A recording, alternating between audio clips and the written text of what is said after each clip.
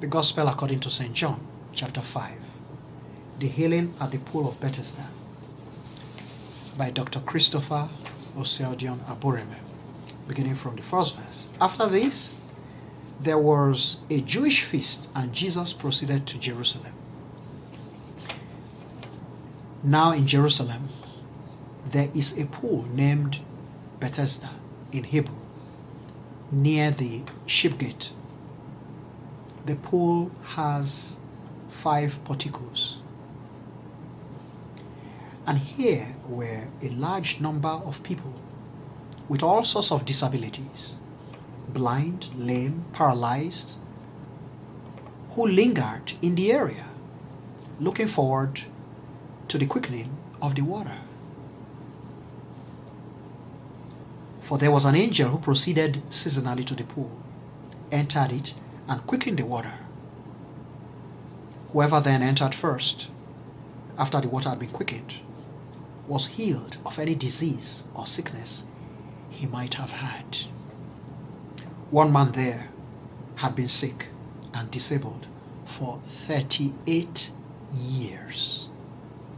38 years.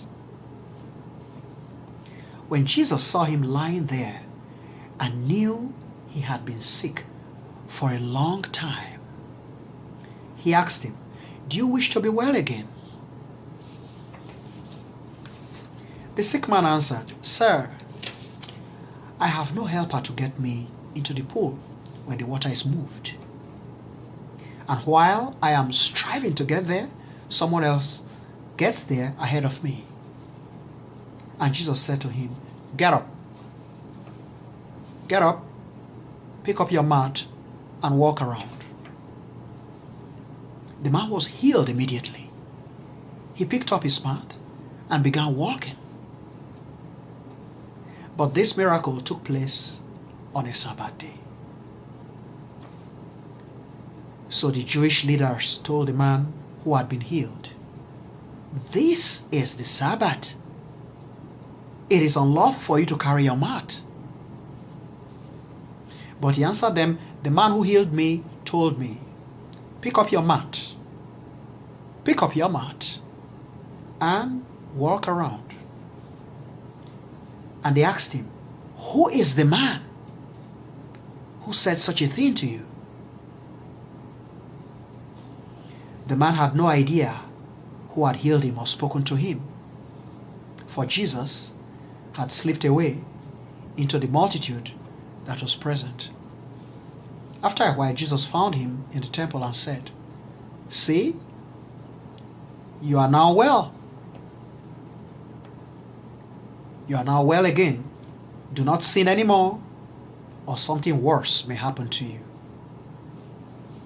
The man left and told the Jews that it was Jesus who had healed him. As Jesus did these things on the Sabbath, the Jews harassed and troubled him. Jesus said to them, "My Father continues working. My Father continues working, and I am working too." But that only made the Jews try all the more to kill Jesus, for he was not only breaking the Sabbath, he was even calling God his own Father, thereby making himself equal with God. Jesus answered them, "Truly, truly, I say to you, the Son can do nothing by himself. He can do only what he sees the Father doing, and whatever the Father does, the Son does likewise. For the Father loves the Son and tells him all he does, and he will unfold to him even greater things than these. You will be astounded at his works. You will be astounded at his works. For just as the Father raises the dead and quickens them to life, even so the Son quickens to life whoever he pleases. For the Father condemns no one, but has entrusted all judgment to the Son. For the Father condemns no one, but has entrusted all judgment to the Son, that all men may honor the Son, even as they honor the Father. Whoever denies honor to the Son denies honor to the Father who sent him. Truly, truly, I say to you, truly, truly, I say to you, whoever hears my words and believes in God who sent me has eternal life. Whoever hears my words and believes in God who sent me has eternal life. He shall never be condemned, but has already passed from death to life. Truly, truly, I say to you, a time is coming, and has already come, when the dead will hear the voice of the Son of God, and all who pay heed will live.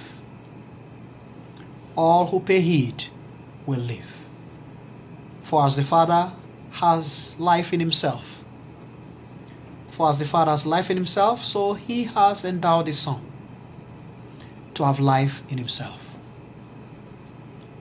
And the Father has granted the Son the power to judge.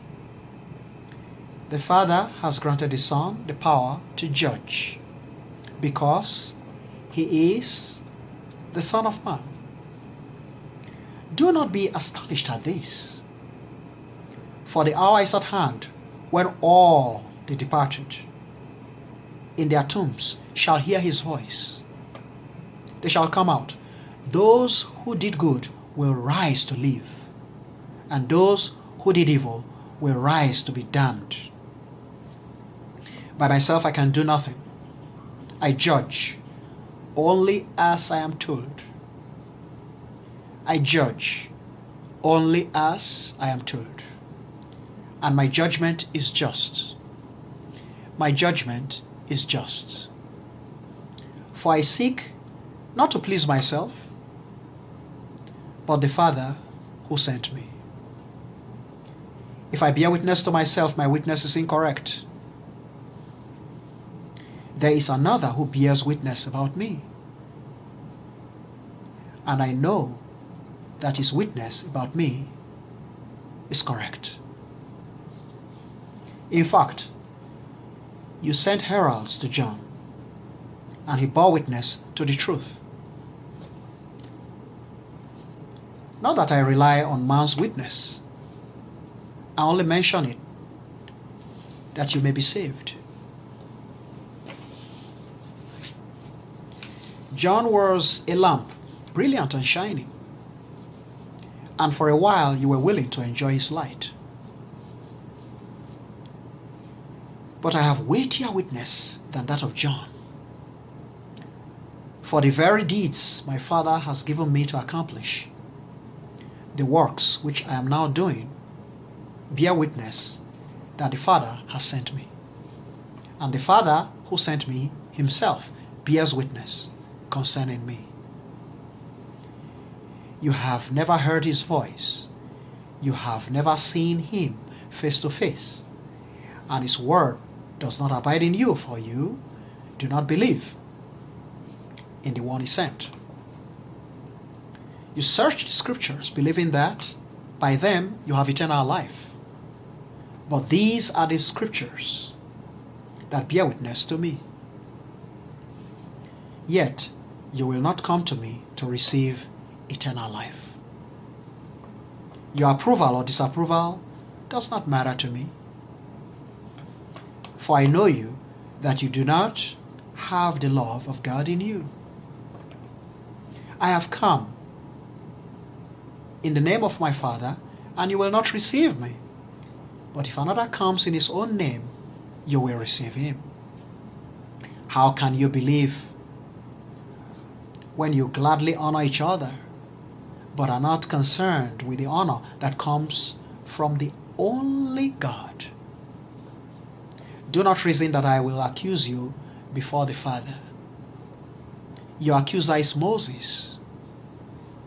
Your accuser is Moses. Even Moses, in whom you hope and trust. If you had believed Moses, you would believe me as well, for he was writing about me. But if you do not believe what he wrote, how can you believe what I say? And this concludes the 5th chapter of the Gospel according to St. John.